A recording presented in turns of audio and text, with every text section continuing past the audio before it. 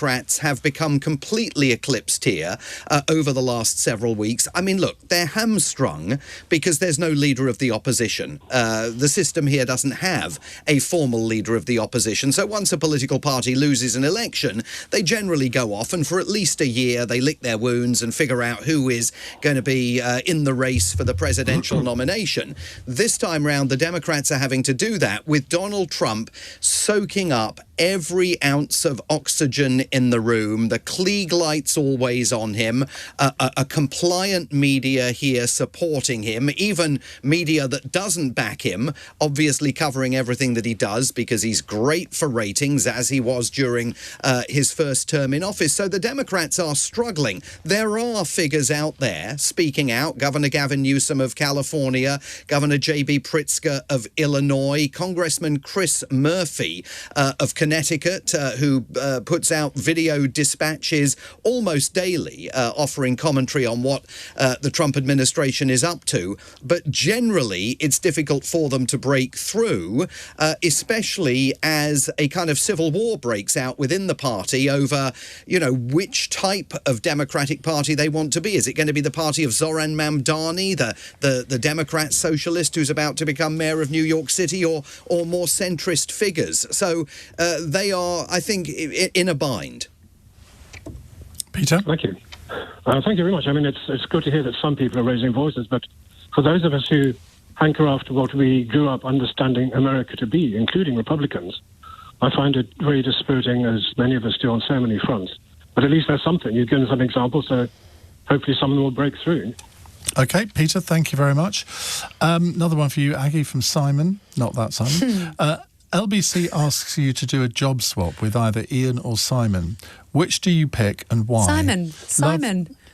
Well, I was going to read the next bit, but I'm not sure I'm going to. Go on. Love your voice, by the way. It's like a comforting hot chocolate. Oh, that's so kind. Thank you, Simon.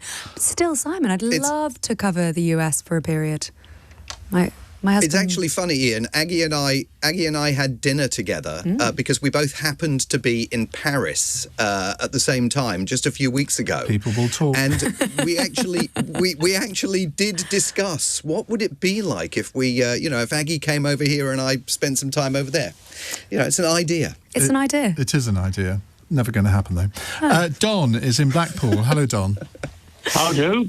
Hi, what would you like to ask? What I would like to ask is what do the team think it is that's keeping Donald Trump and Putin so close together over all this mess in Ukraine? Because the poor lad, the head of Ukraine, seems to be piggy in the middle, and it just bothers me and baffles me. What is it that's keeping those two together? Well, I think Aggie values her job, so let's go to Simon on this one.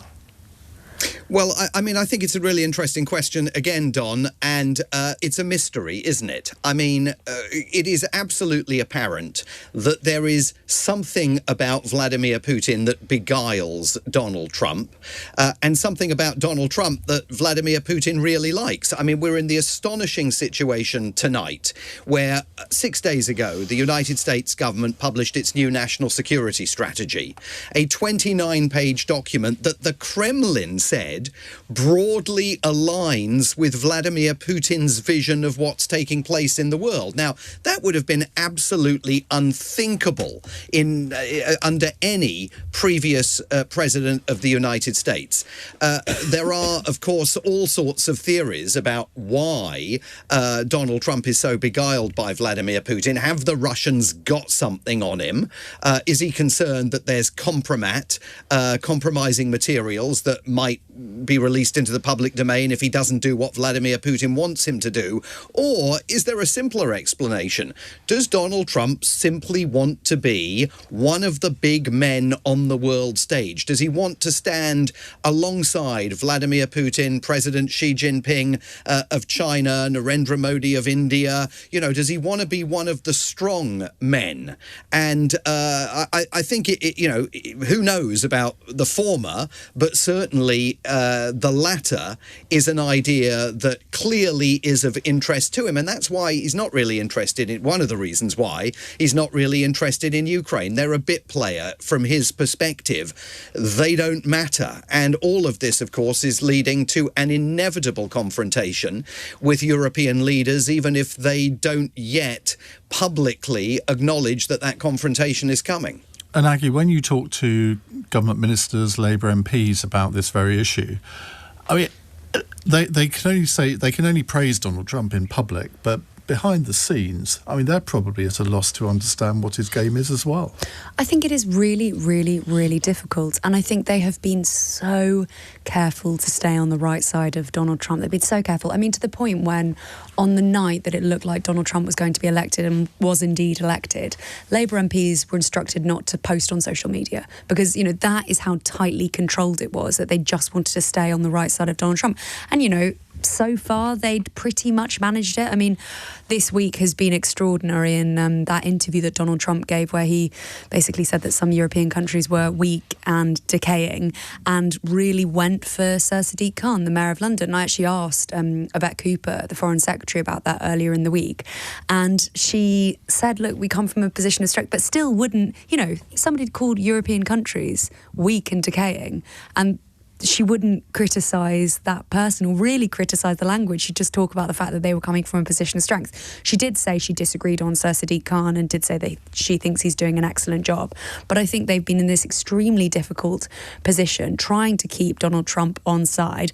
And I think in private have been becoming increasingly frustrated. But as Simon says, whether they're able to keep up the niceties in public to keep that close relationship going, or whether there is some sort of confrontation coming down the line, I think we'll have to wait and see. And Simon, what is Trump's problem with Sadiq Khan? I mean, does it go back to that baby blimp from the state visit that was in Parliament Square? Is it as simple as that? Well, I don't think it is as simple as that. I mean, that clearly was a factor, Ian. But the Donald Trump that has been on display here over the last 2 weeks particularly is a gloves-off, unmasked Donald Trump as far as his bigotry is concerned. And if you listen to what he's saying in that interview that Aggie referenced with Politico, which is a reflection of the national security strategy that he published a week ago, it is all about uncontrolled flows of migrants, many of them from predominantly Muslim countries, washing up in Europe and particularly in London, where he claims people are clamouring for Sharia law, that he argues is causing civilizational erasure in Europe. And if you actually look at what he said about the Mayor of London and Sadiq Khan, he described him as a disaster. He's got a totally different ideology of what he's supposed to have, the president said, whatever that means. Who knows what kind of ideology Sadiq Khan is supposed to have. And he gets elected because so many people have come in and they vote for him now because, well, you know, it's one of those things. I mean, this is an argument that Sadiq Khan, that the president is advancing, that says Sadiq Khan is only mayor of London because of the support of immigrant communities living in the British capital. And it is just so far from reality that you do have to wonder about the extent to which this is a racially fueled approach that Donald Trump is taking, not just to Sadiq Khan, but to a whole host of other people here in the United States, including the Somali community in Minnesota. We've entered a new, very, very concerning era here as Donald Trump has allowed the mask that he's previously adopted completely and utterly to slip. I'm beginning to understand why James O'Brien likes doing Mystery Hour, because it's sort of answer or question. With me, it's Aggie or Simon. The next question is about Bonnie Blue. Which one of them should I give this question to, I wonder? 17 minutes past 8. This is LBC.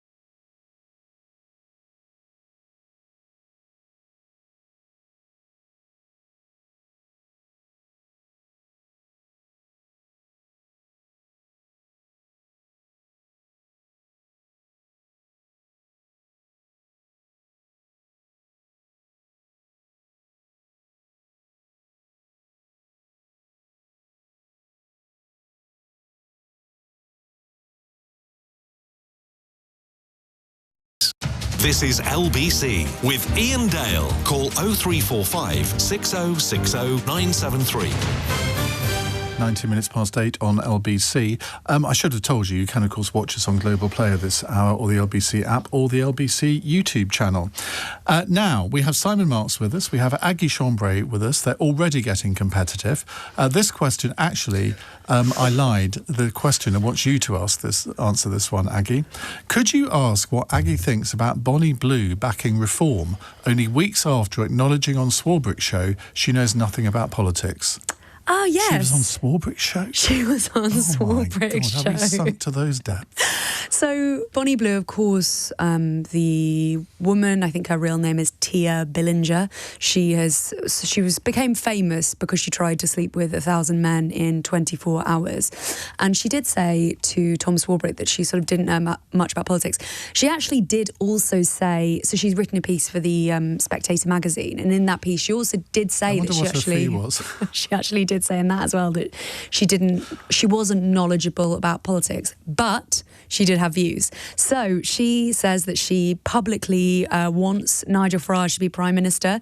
She stands with him. She believes that Reform UK have sensible positions on immigration and inheritance And she tax. knows a lot about positions. There are too many people here, she says. We are too accommodating and it's causing problems on immigration, and also talks, as I say, about inheritance tax. And she argues you shouldn't have to pay inheritance tax because money's already been taxed, and described her personal experience of her grandfather's death. So she very much supporting Reform UK. I think they probably will be pleased about this. It gets people talking, doesn't it? Nigel Farage says he wants to bring in people from outside politics to be in his government. I mean, I wonder what cabinet job she should get. Minister for Foreign Affairs, perhaps? Perhaps not that, but maybe she could do DCMS or something like that. But did you say BDSM? No, I said DCMS, oh, right, okay. as you well know. But I genuinely think if Bonnie Blue had endorsed Keir Starmer, he probably would have not really wanted that endorsement. But actually, for Nigel Farage, it will get people talking. We're talking about it now. We're talking about their policies. I mean, perhaps they're delighted. If Leo upstairs is listening in our digital department, this is the bit to clip from this hour. Right, let's go to a question. It's from Bradley in Wincanton. Hello, Bradley. Hi, Ian. Hi, team. Hi. I want to talk about the Lucy Letby trial, okay? To do with jurors, do you think if all the jurors were medical experts in this case, the outcome would have been different? The reason I ask that is because I watched a documentary and they had a medical expert from China and another one from Australia. They both looked at the records and all the case files and said that she didn't do it. And the prosecution homed in on a piece of paper that she wrote down, "I'm evil, I did it, I killed them." They homed in on that and used that as evidence, as an admission. But what it was really about, that piece of evidence, was about she had to go and see a counsellor and the counsellor told her to write down all her feelings about, the children dying and all the rest of it. So it's no different. It's like, say, a load of old people in an old people's home died. Do you think medical experts should be called on that as jurors, not just random people? Well, that's an interesting one. Aggie, let's start with you.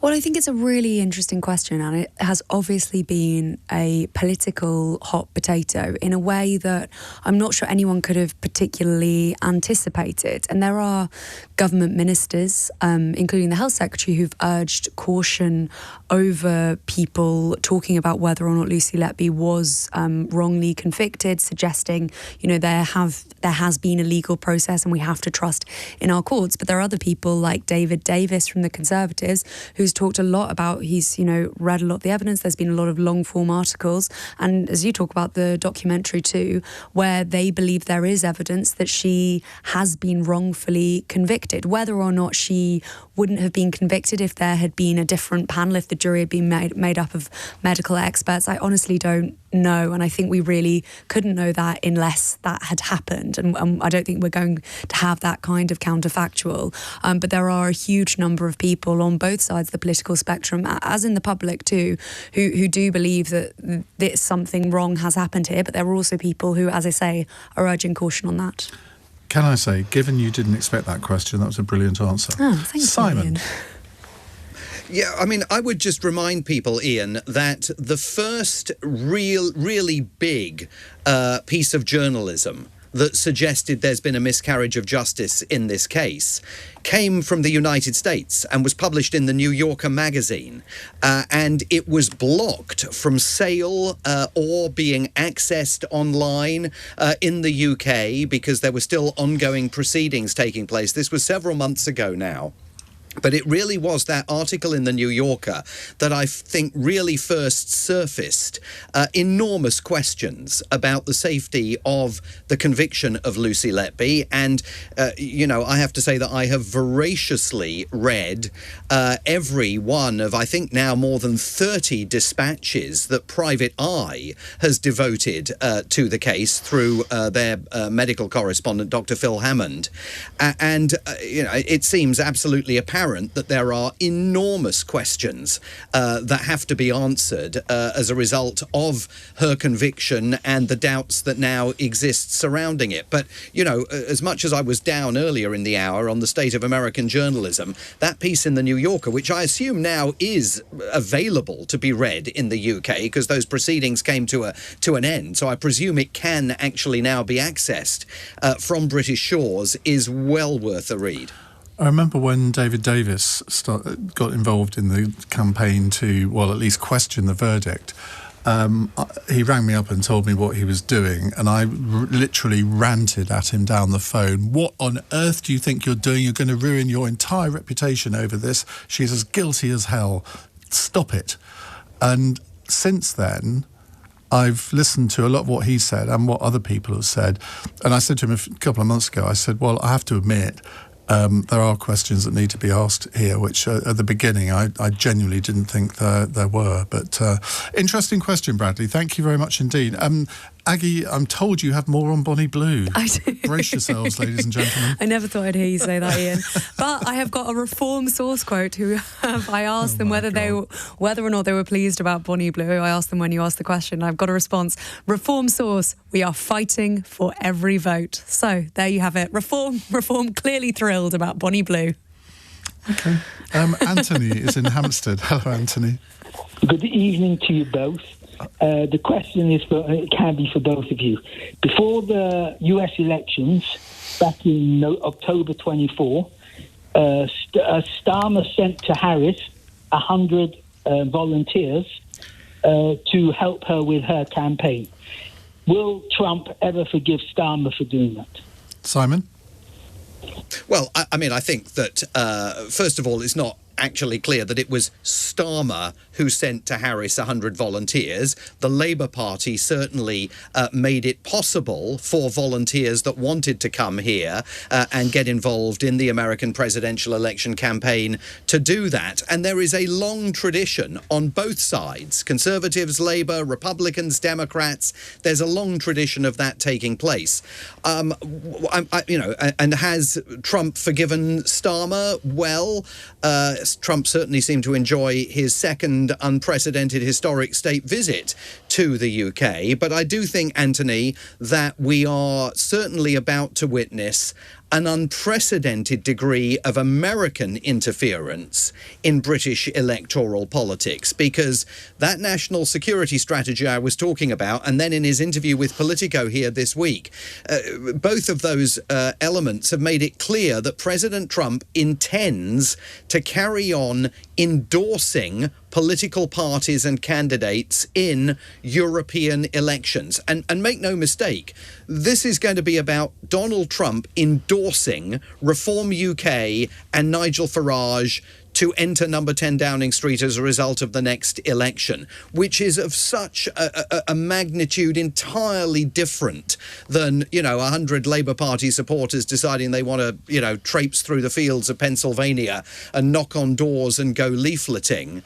That, I know you didn't raise the issue of equivalence, but others have over the course of the last week that I've been seeing. And I think, the UK has to be braced, as Germany Germany has already seen and France has already seen for direct electoral interference coming from Donald Trump in European affairs. So if he was troubled by the presence of 100 Labour Party supporters in Pennsylvania and other battleground states, he himself really has to look, I think, at his own behaviour and ask himself whether his degree of interference in European political affairs is not entirely unprecedented in the modern era.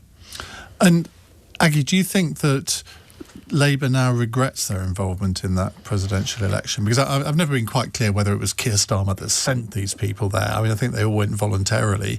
I mean, as Simon says, the Conservatives have done that for Republican candidates in the past, so it's not that unusual. But do you think there is a bit of regret there? Yeah, I think that's a point that's really worth making. There are obviously really historic links between the Labour Party and the Democratic Party. And, you know, it's a subtle difference. But, you know, there is the government and then there is the Labour Party. Obviously, the Labour Party are in government, but the Labour Party is sort of a distinct thing in a way. And it was the Labour Party's head of operations who put up that now infamous LinkedIn post where that was the thing that sort of went viral and that really caught the attention of everyone. Do they regret it? I doubt they regret sending people over, to be honest. I think they probably regret, and I bet their head of operations really regrets putting that post on LinkedIn and it being noticed by the entire world and causing a huge row. I think the fact that they were going to campaign for their sister party is just pretty bog standard, to be honest. But I guess in these heightened times when, as we talked about earlier in the programme, Keir Starmer and Donald Trump are, Keir Starmer's trying to be on the best of terms with Donald Trump. I think it made things probably more difficult in the short term. You know how I like to ask you quiz questions during these hours. Who was the Republican opponent to George H.W. Bush in 1992 in the New Hampshire primary? Republican opponent? Yeah. I don't know. Pat Buchanan. And guess who worked on his campaign in 1992? Was it you? It was. Because I was in New York. Chose the winner, did you?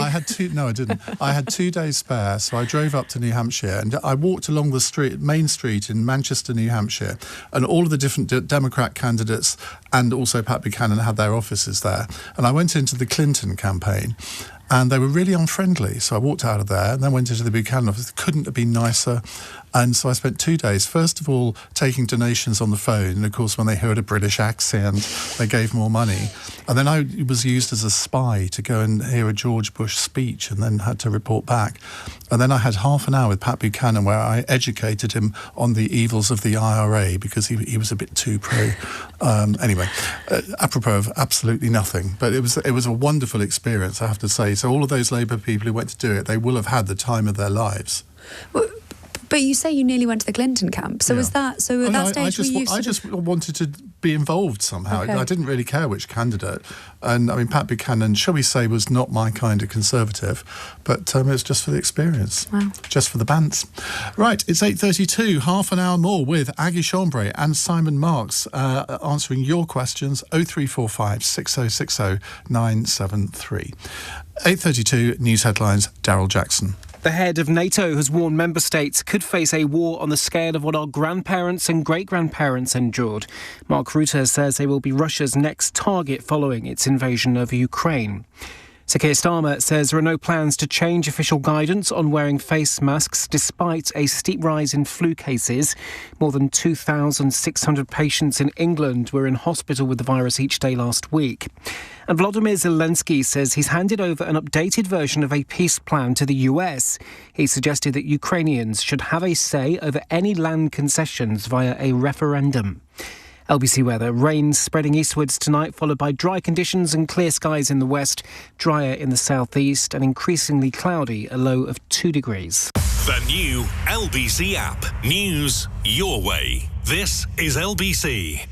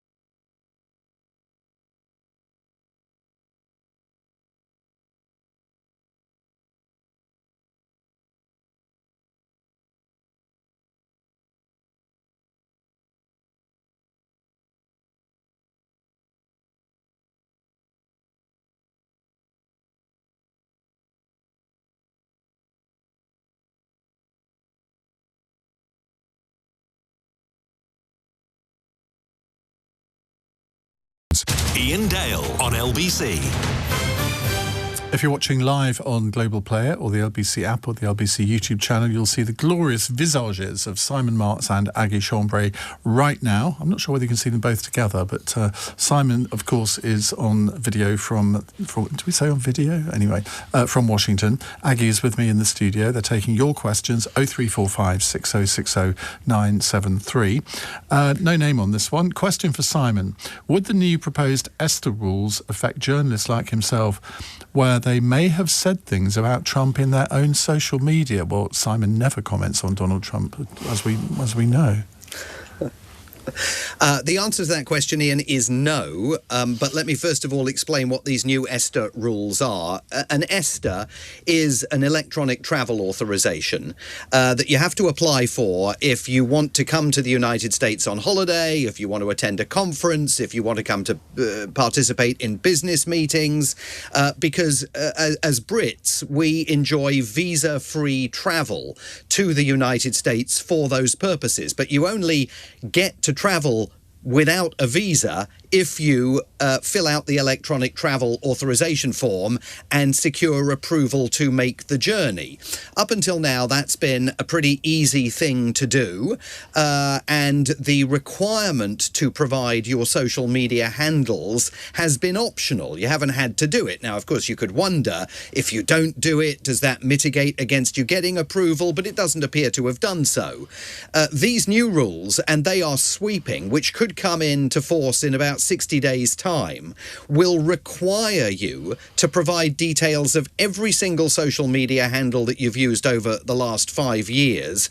But more than that, they want to know the telephone numbers you've used over the last 5 years, all the email addresses you've used over the last 5 years.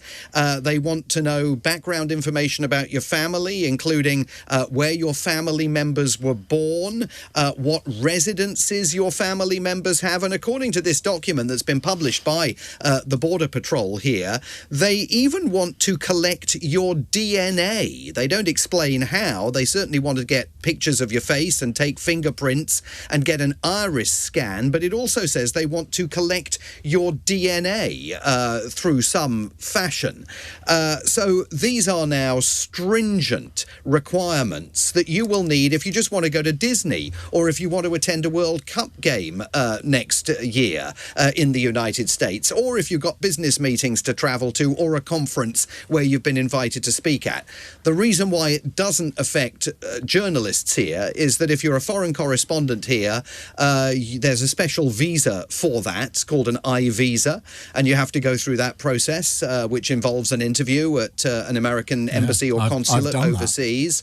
As indeed you have, Ian. And in my case, I'm in a slightly different boat because I've been here so long. I'm now a green card holder. I'm a permanent legal resident of the United States. So I don't have a visa or have to fill out an ESTA. I mean, there are all sorts of other questions about the US government's approach to green card holders. Many of those green card holder permanent legal residents are having their status reviewed if they come from 19 countries that the Trump administration has listed in the aftermath of that attack here in Washington, that murderous attack by allegedly a 29-year-old Afghan on 2 members of the National Guard, one of whom died just literally steps away from the studio in which I am sitting in here tonight. But for journalists like myself, these ESTA rules don't apply, but they're absolutely going to apply to anybody in the UK that is thinking of coming over to the United States next year. Aggie, do you want to intervene on that, or should we move on? I've got a message, Simon, from my Auntie Eileen, who says, so nice to hear Simon again, as I haven't heard him for a while. I know he's been slacking a bit, hasn't he? Well, it's lovely to be heard by your Auntie Eileen. Ranjit is in Albury. Ranjit, what can you possibly have to ask Aggie and Simon? Well, you may remember a few months ago I said I'd come out of the Labour Party and stop my membership, and you said I was a bit premature. But my question is... I was wrong, wasn't I? Yeah. Yeah, right. My question is, when Donald Trump took a personal attack on Sadiq Khan, whether you like him or not, he should have definitely stuck up for him and pulled over Donald Trump very sharply. Has Sir Keir Starmer insulted people like me by not sticking up for Sadiq Khan as a duty of care because he does work for the Labour Party? Aggie? Well, yes, I think, Donald Trump was really, really punchy this week about Sir Sadiq Khan, and it was a really personal attack, calling him horrible, and I think it's worth noting as well, I've read, as I'm sure Simon has too, I've read the transcript of that Politico interview. The interviewer didn't, Dasha Burns, I think is her name, did not bring up the Mayor of London. Donald Trump brought up the Mayor of London and then just had a go at him 2 different times. And there was this extraordinary, I think it was back on Tuesday, extraordinary lobby briefing on Tuesday afternoon. Lobby is where journalists get an opportunity to ask Downing Street spokesman, the Prime Minister's spokesman, questions.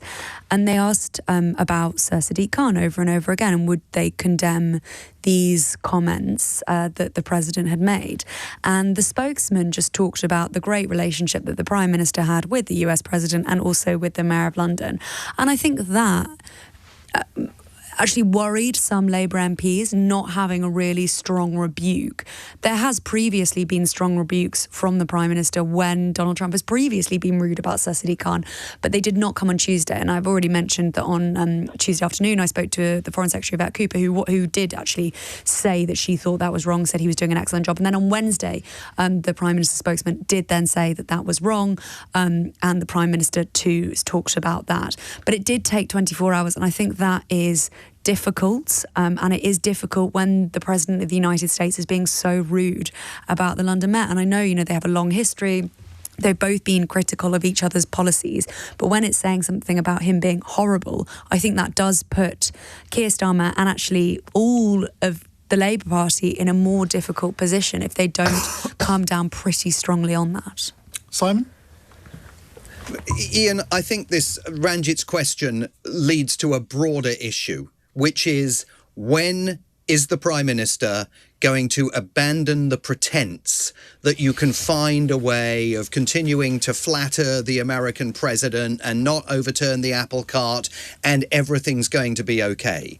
Because it clearly is not. Now, to be fair to the Prime Minister, he did, I think, publicly defend Sadiq Khan. I can't remember if it was during the Chequers press conference or one of their other meetings where Donald Trump launched another it was at the White House. Attack on Sadiq Khan. It was at the White House, wasn't it? And so he's my friend. The Prime Minister said, actually, he's a friend of mine, and he's a good man, and so there was pushback then. But there are bigger questions here about how long you can continue trying to avoid confrontation with this American president, and why you would do that. If we look at another issue that we've spent a lot of time talking about here on LBC, the BBC crisis, the threat to sue the BBC for defamation for billions of dollars over that clumsy edit of Donald Trump's speech on Panorama, in a documentary which, by the way, gave almost free rein to Trump supporters to air their own reasons for supporting Donald Trump in his campaign for a second term in office.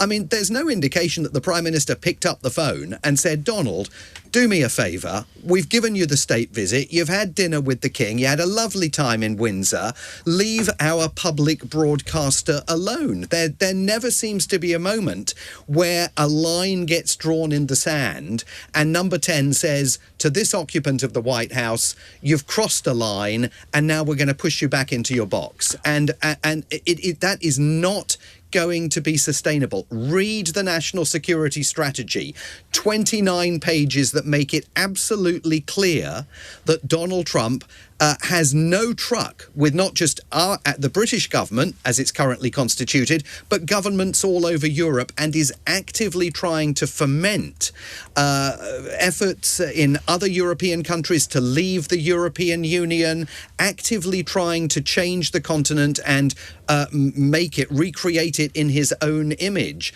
And at some point, that confrontation has to occur. I suppose the only counter to that is, where do they go next? After the Prime Minister draws that line in the sand and say, OK, that's it, can their relationship recover? Or do we then see them having this relationship like we've seen Trump and Zelensky having, and Keir Starmer goes over to the White House and, you know, Donald Trump has a go at him in the Oval Office, and that is very difficult to recover from. And I agree, it doesn't feel sustainable in the situation they are in at the moment, but I think they would probably say, we've got a better deal on tariffs at the moment, it seems to be working for us. Whether that is true or not, I don't know, but I don't know where they go after Keir Starmer has his, if he ever had it, his Hugh Grant moment and says, enough's enough. I wonder what would cause that. But Aggie, Sorry, go on, Simon.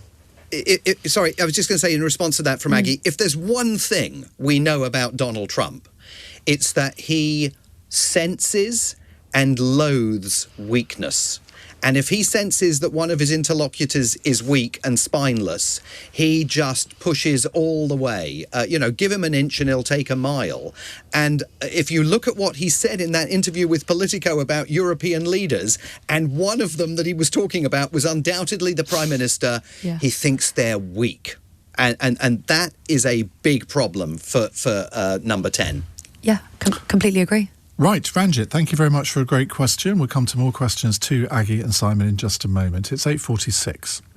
On the latest episode of The Newsagents. We'll be asking whether Trump has become a pirate of the Caribbean, after his administration seized that oil tanker off the coast of Venezuela, and discuss whether they would keep the oil. It's more complicated than that, and we take you into all the twists and turns of what is going on with Trump and Venezuela. Get the latest episode of The Newsagents with Emily Maitlis, John Sopel and Lewis Goodall. Listen or watch on our free Global Player app or the new LBC app.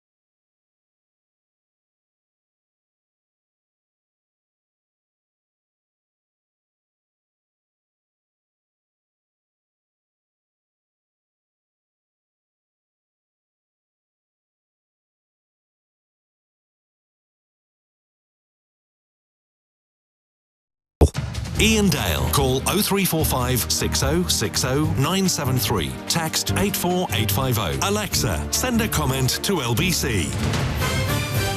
8:48.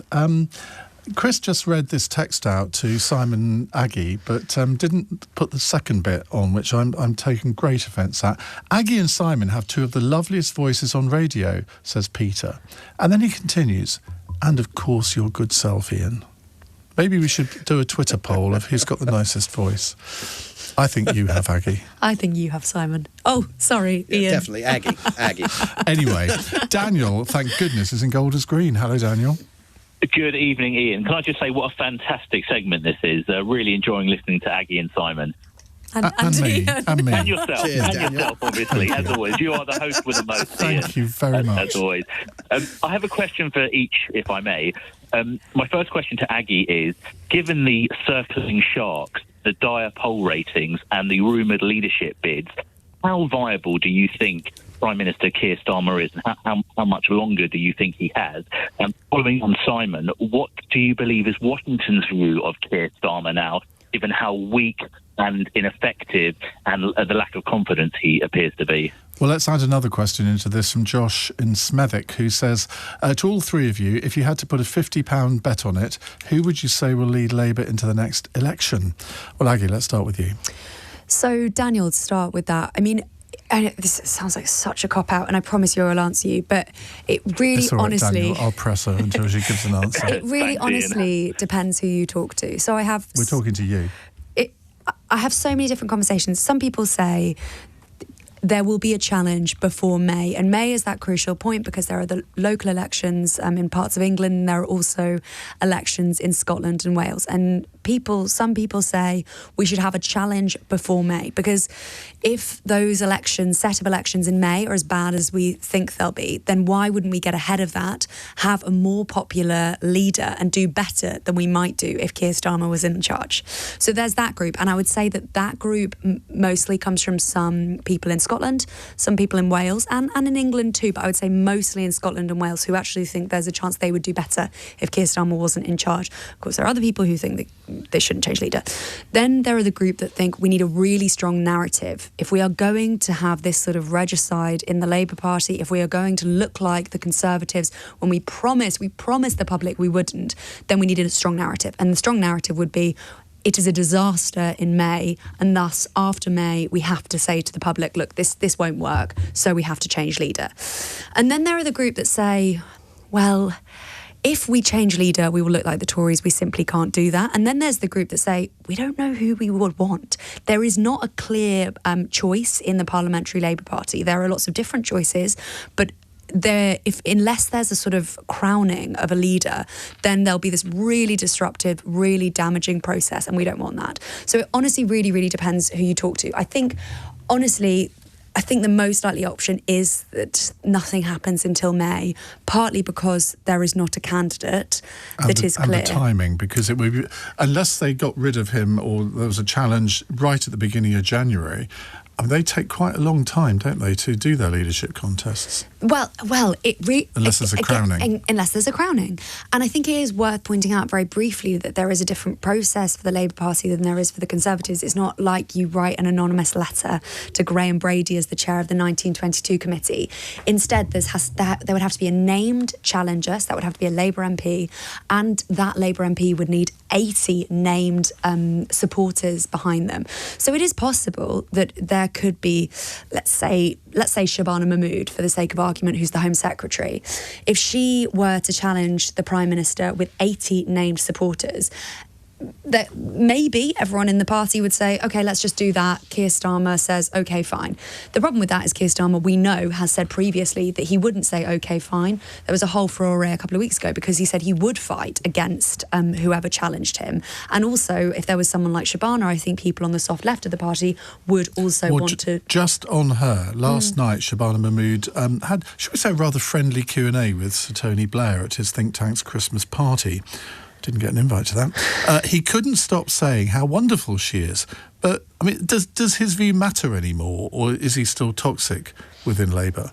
I think his view matters personally to a lot of people, and I think his think tank is hugely influential, and I'm sure lots of people still seek his advice, whether that's direct or indirect, and I think lots of Labour members still see him as a hugely successful Labour leader and Prime Minister, but I think he does have a lot of toxicity publicly, and I think we saw that over the Corbyn years, didn't we, when he came out and it actually was not at all helpful for the anti-Corbyn brigade. And related to this, Simon, Blair has now been dropped from Trump's Gaza Peace Board after several Arab nations objected to him being involved.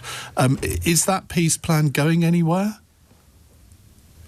Well, they certainly seem to be trying to get it to go somewhere, but as the issue that has sort of taken Tony Blair out of the running demonstrates, there are all sorts of governments in the Arab world that have an enormous number of unanswered questions about how this Board of Peace is going to function and precisely what kind of Gaza Strip Donald Trump envisages being overseen by it, and what happens to the 2 million people who live in Gaza under circumstances in which this American-backed board would, for at least some period of time, be overseeing affairs there. So, look, they're trying to push it forward. It's important to the president. There's no question about that.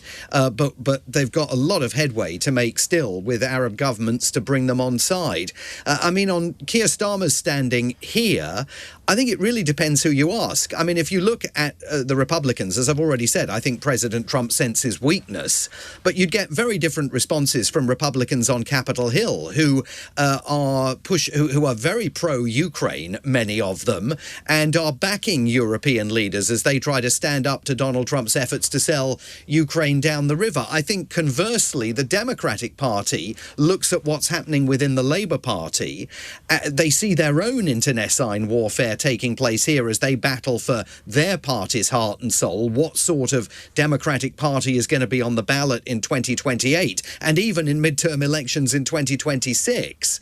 And, you know, they say to themselves, well, I mean, if you're a left-winger like Zoran Mamdani or Bernie Sanders and you see the extent to which Shabana Mahmood, for example, is propelling the party in the direction of blue Labour, that would be a very, very different fraternal arrangement than the one that Democrats and Labourites traditionally have enjoyed. So I think there is uncertainty in political circles here as they watch what is taking place in London and wonder where it's going.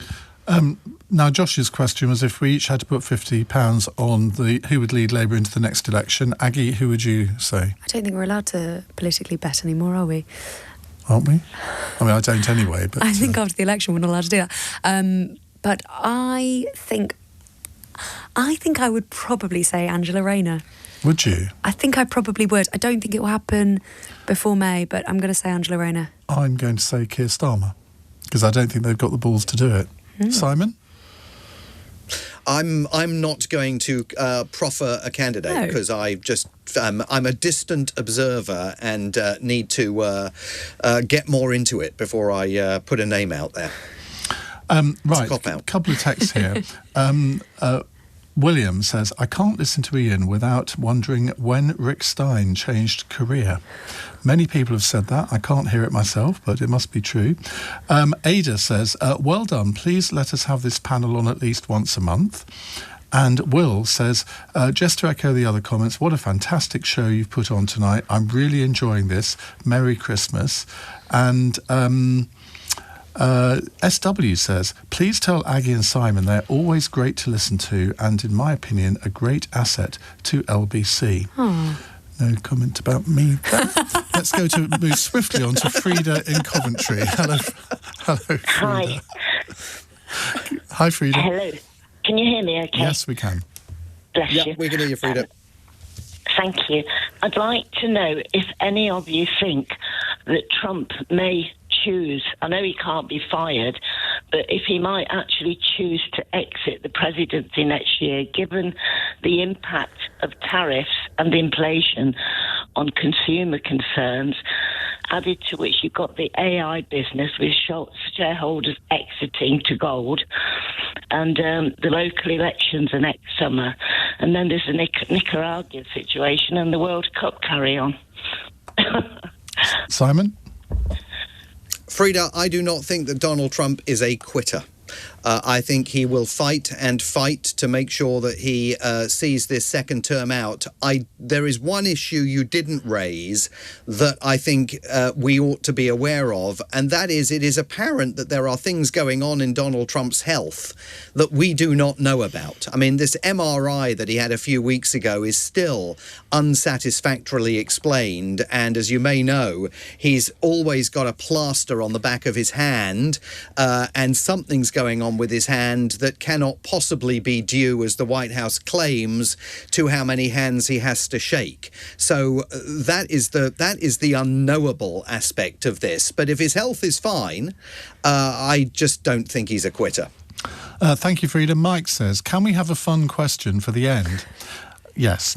At a press conference last week, Nigel Farage mispronounced Chambre twice. Was this a genuine mistake or a flippant disrespect of mainstream media? How did he say it? Well, I think he said Aggie Chambre. No, he said Aggie Chambers. Hang on, sorry. And I was like, oh, there we go. Aggie Chambre. And I stood up and was like, thank you, Nigel Farage. Aggie Chambre. I think you can watch it back online. Can I? Okay. So you think it was just sort of a mistake? I think it was just a mistake. And Jim, so now where's this text gone? Because it's a very important one. He says, any update on the autobiography, Iain? Hurry those publishers up and make the people happy.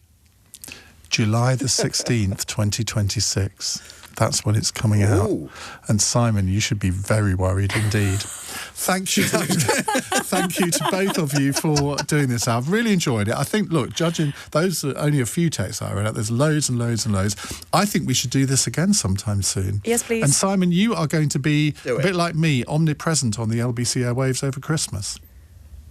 I am. They've got me in for 10 days straight. I think covering your slot, because you're going to be covering other people's slots. Yes, and I think I start on Christmas Eve. You do. So I'm in your slot for Christmas Eve, and then I think over that weekend between Christmas and New Year, I'm in for Vanessa Feltz between 3 and 6. So 7 till 10 weekdays, 3 to 6 at the weekend. Hugely looking forward to it. And tonight, Matthew, on Christmas Eve, Matthew, I'm going to be Sheila Fogarty. Who'd have thought? It's 9 o'clock on LBC. So let me tell you what's coming up in the next hour. Childhood criminal records for thousands of people will be wiped under plans being considered by the Justice Secretary, David Lammy. He's set to review the current system in order to prevent people's childhood convictions from blighting their future job prospects. He wants to simplify the system to ensure that checks are proportionate to their crime after evidence that people in their 50s, 60s and even 70s found that childhood offences such as stealing a bicycle or fighting in the street were still being disclosed to potential employers. Well, what do you make of this? Should misdemeanours, whether criminal or not, really affect what you're able to do in your adult life? How has having committed a crime as a child affected your adult life? On your radio, on the LBC app, and Play LBC. Leading Britain's conversation. This is LBC.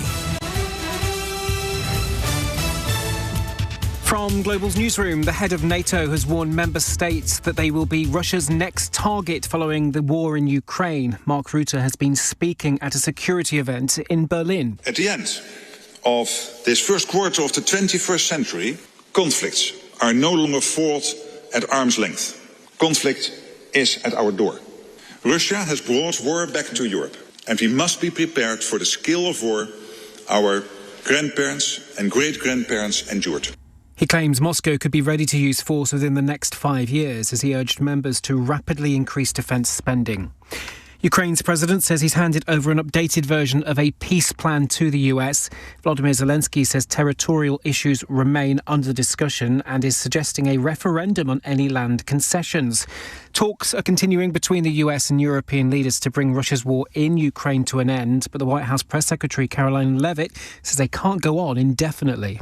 The president is extremely frustrated with both sides of this war, and he's sick of meetings just for the sake of meeting. He doesn't want any more talk. He wants action. He wants this war to come to an end. The Prime Minister's told LBC there won't be a change to official guidance on wearing face coverings despite a steep rise in flu cases. More than 2,600 people were in hospital in England with the virus every day last week. So Keir Starmer says there are precautions people can take to stop it spreading further. There are simple common sense things that people can do in terms of to not pass the flu on, if you like, about ventilation, washing your hands, just keeping a bit of distance where you can. Meanwhile, the British Medical Association's played down the possibility of strikes by resident doctors in England being called off next week. The union says a new proposal from the government doesn't offer anything on pay, which is part of the dispute. And the Health Secretary, Wes Streeting, will be joining Nick Ferrari on LBC from 7 a.m. tomorrow. And the main ballot for next summer's World Cup tickets opened earlier, though FIFA's been urged to halt sales. Supporters groups are concerned about prices, with reports that some tickets will set fans back almost £6,000. In the city, the FTSE 100 closed up 47 points at 97.03. The pound buys $1.34 and €1.14. LBC weather, rain spreading eastwards tonight, followed by dry conditions and clear skies in the west, drier for the southeast, a low of 2 degrees. From Global's newsroom, for LBC, I'm Daryl Jackson. This is LBC from Global, leading Britain's conversation with Iain Dale.